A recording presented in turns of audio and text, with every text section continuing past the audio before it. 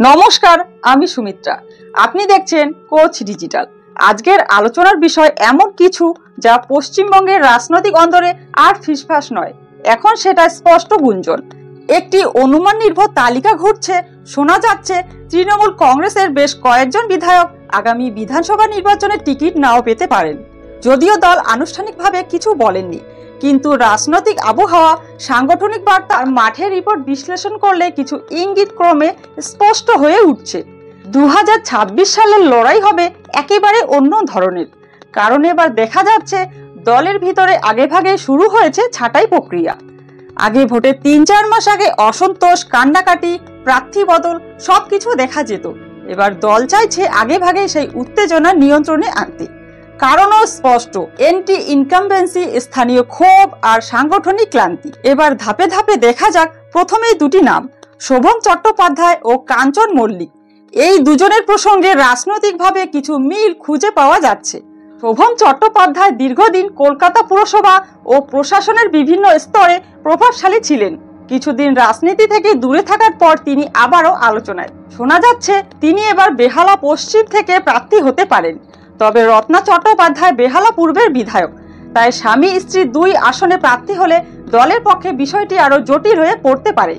ফলে আলোচনা চলছে রত্না চট্টোপাধ্যায়কে মহেশতলায় পাঠানোর। ওই এলাকা তার বাবার, দুলাল দাসের, যিনি বয়সজনিত কারণে এবার সরে যেতে পারেন। বলা চলে দল এখানেও অ্যাকোমোডেশন পলিটিক্স এর পথেই হাঁটছে। অন্যদিকে কাঞ্চন মল্লিকের ক্ষেত্রে সমীকরণ ততটা ইতিবাচক নয়। উত্তরপাড়ার বিধায়ক হিসেবে তার বিরুদ্ধে স্থানীয় অসন্তোষ বাড়ছে। অভিযোগ, তিনি মাটির মানুষ নন, এলাকার সঙ্গে যোগাযোগ কম। তাই শোনা যাচ্ছে উত্তরপাড়া থেকে তার টিকিট কাটা হতে পারে, যদিও অন্য কোনো আসনে তাকে সুযোগ দেওয়া হতে পারে। তৃণমূল প্রায়শই তার পরিচিত মুখকে পুরোপুরি বাইরে ফেলে দেয় না। এবার আসি 2 উপনির্বাচনের বিধায়ক, শোভনদেব চট্টোপাধ্যায় ও সায়ন্তিকা বন্দ্যোপাধ্যায়। শোভনদেব ভবানীপুর থেকে খড়দায় গিয়েছিলেন, সেটি ছিল দলের পুরস্কার স্বরূপ। কিন্তু সাধারণ নির্বাচনের চাপ আলাদা, তাই এবার সেখানে প্রার্থী বদলের সম্ভাবনা বাড়ছে। সায়ন্তিকার ক্ষেত্রে উপনির্বাচনের জয় পর্যাপ্ত নয়, অর্গানাইজেশন এর কার্যকারিতা এবার বড় পরীক্ষার বিষয়। বালিগঞ্জ নিয়েও খবর আছে, সেখানে বাবুল সুপ্রিয় হয়তো আর দাঁড়াবেন না। শোনা যাচ্ছে তিনি নিজেই এখন আসানসোলে ফিরে যেতে চান, নিজের পুরনো ঘাঁটিতে, যেখানে তার মাটির সম্পর্ক আরো দৃঢ়। আরেক আলোচিত নাম শুভ্রাংশু রায়। বীজপুরে তিনি এক সময়ে ছিলেন, দলবদল ও পরাজয়ের পর আবার ফিরে এসেছেন। এবার জল্পনা চলছে তিনি আবার টিকিট পেতে পারেন, হয় বীজপুর থেকে, হয়তো কৃষ্ণনগর উত্তর থেকে। পরিবার ভিত্তিক রাজনীতি এখনো কার্যকর, তাই এমন একটি নাম বাদ দেওয়া দলের জন্য কঠিন। এবার দুর্নীতি অভিযোগ বারবার উঠে আসা দুটি নাম, জীবন কৃষ্ণ সাহা ও মানিক বন্দ্যোপাধ্যায়। 2 জায়গাতেই তদন্ত চলছে, ফলে তাদের বাদ দেওয়া হতে পারে। তবে একই অভিযোগ থাকলেও জ্যোতিপ্রিয় মল্লিক বা পরেশ অধিকারীর টিকিট কাটা কঠিন, কারণ তৃণমূল এখনো সাংগঠনিক প্রভাবকে সবচেয়ে বেশি গুরুত্ব দেয়। যিনি মাঠে দাপট দেখান তাকে সরানো সহজ নয়। মনোরঞ্জন ব্যাপারীর নামও আলোচনায়। তিনি সাহিত্য জগতে সম্মানিত মুখ হলেও স্থানীয় সংগঠনের সঙ্গে তার সম্পর্ক নাকি দুর্বল, ফলে তার ক্ষেত্রেও অনিশ্চয়তা তৈরি হয়েছে। চিরঞ্জিত চক্রবর্তী যদিও প্রকাশ্যে বলেছেন তিনি আর দাঁড়াতে চান না, কিন্তু বাংলার রাজনীতিতে এমন উক্তি অনেক সময়ে বিপরীত ইঙ্গিত দেয়। হুমায়ুন কবিরের আসন নিয়েও জল্পনা চলছে, তবে বিষয়টি এখনো পরিবর্তনযোগ্য, কারণ কোনো জায়গায় হঠাৎ প্রার্থী বদল দলীয় অস্থিরতা তৈরি করতে পারে। এখন আসল কৌশলগত পটভূমি আইপ্যাক। প্রত্যেকটি প্রার্থী বাছাই এবার তথ্য ভিত্তিকভাবে হচ্ছে। সামাজিক প্রতিক্রিয়া, বুথ স্তরের তথ্য, নেতার কাজের মূল্যায়ন সবই বিশ্লেষণ করা হচ্ছে।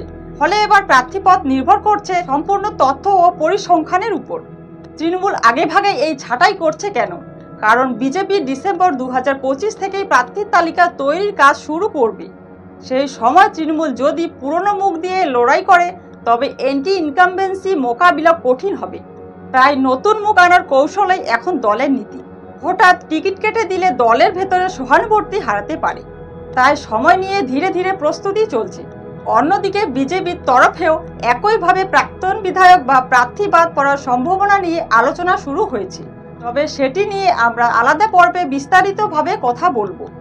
শেষে একটা বড় সার সংক্ষেপ। বাংলার রাজনীতি ধীরে ধীরে পরিবার ও পুরনো ক্ষেত্র থেকে সরে এসে তথ্য নির্ভর রাজনীতির পথে এগোচ্ছে। আজ ইনফ্লুয়েন্সার এমএলএ যুগ, যেখানে সামাজিক মাধ্যমও গুরুত্বপূর্ণ ভূমিকা রাখছে। তবু সংগঠনের অসন্তোষ ও স্থানীয় নেতৃত্বের মতামতেই এখন আসল ফ্যাক্টর হয়ে উঠছে। রাজনীতিতে কিছু স্থায়ী নয়, আজ যে নাম বাদ কাল আবার ফিরে আসতে পারে নতুন প্যাকেজে। মাটির মনোভাব, জনতার ঢেউ আর শেষ মুহূর্তের পরিবর্তন সব মিলিয়ে চূড়ান্ত সিদ্ধান্ত বদলে দিতে পারে পুরনো খেলা। আপনার মতে আর কারা টিকিট হারাতে পারেন? কমেন্টে জানান আপনার মতামত। আগামী পর্বে আমরা বিশ্লেষণ করব বিজেপির সম্ভাব্য বাদ পড়ার তালিকা নিয়ে।